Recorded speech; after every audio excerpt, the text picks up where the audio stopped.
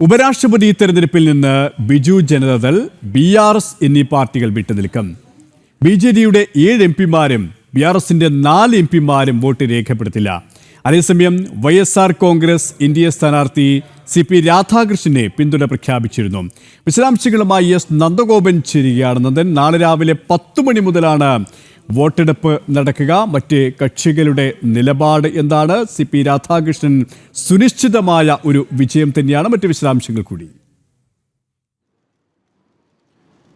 സുരേഷ്, നിലവിൽ രാജ്യസഭയിൽ 239 എംപിമാരുണ്ട്, ലോക്സഭയിൽ 542 എംപിമാരുണ്ട്. അങ്ങനെ ലോക്സഭയിലെയും രാജ്യസഭയിലെയും എംപിമാരുടെ എണ്ണം പരിശോധിക്കുമ്പോൾ 781 ഉണ്ട്. ഇതിൽ ഈ 781 എംപിമാർക്ക് ഉപരാഷ്ട്രപതി തെരഞ്ഞെടുപ്പിൽ വോട്ട് ചെയ്യാൻ യോഗ്യതയുണ്ട്.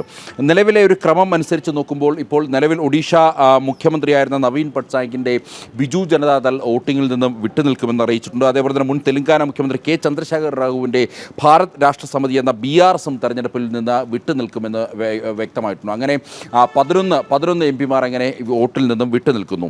അതായത് 770 കുറയുമെന്നുള്ളതാണ്. 781 എംപിമാർ എന്നുള്ളത് 770 കുറയും. അങ്ങനെ നോക്കുമ്പോൾ 386 വോട്ടുകളാണ് ഭൂരിപക്ഷം നേടാൻ, അതായത് ഉപരാഷ്ട്രപതിയായി വിജയിച്ച് കയറുവാൻ വേണ്ടി വോട്ടിംഗ് നില എന്ന് പരിശോധിക്കുമ്പോൾ 425 എംപിമാരുടെ പിന്തുണ, നിലവിൽ 425 NDA എംപിമാരുണ്ട്. അങ്ങനെ 425 എംപിമാരുടെ പിന്തുണ നിലവിൽ ഈ CP രാധാകൃഷ്ണന് ലഭ്യമായിട്ടുണ്ട്. ഇതിന് പുറമെയാണ് YSR കോൺഗ്രസ് കൂടി NDAക്ക് പിന്തുണ പ്രഖ്യാപിക്കുമെന്ന് അറിയിച്ചിട്ടുള്ളത്. YSR കോൺഗ്രസിനും രാജ്യസഭയിലും ലോക്സഭയിലുമായി 11 എംപിമാരുണ്ട്. അങ്ങനെ ഏതാണ്ട് 436 വോട്ടുകൾ NDAക്ക് നേടാൻ സാധിക്കും.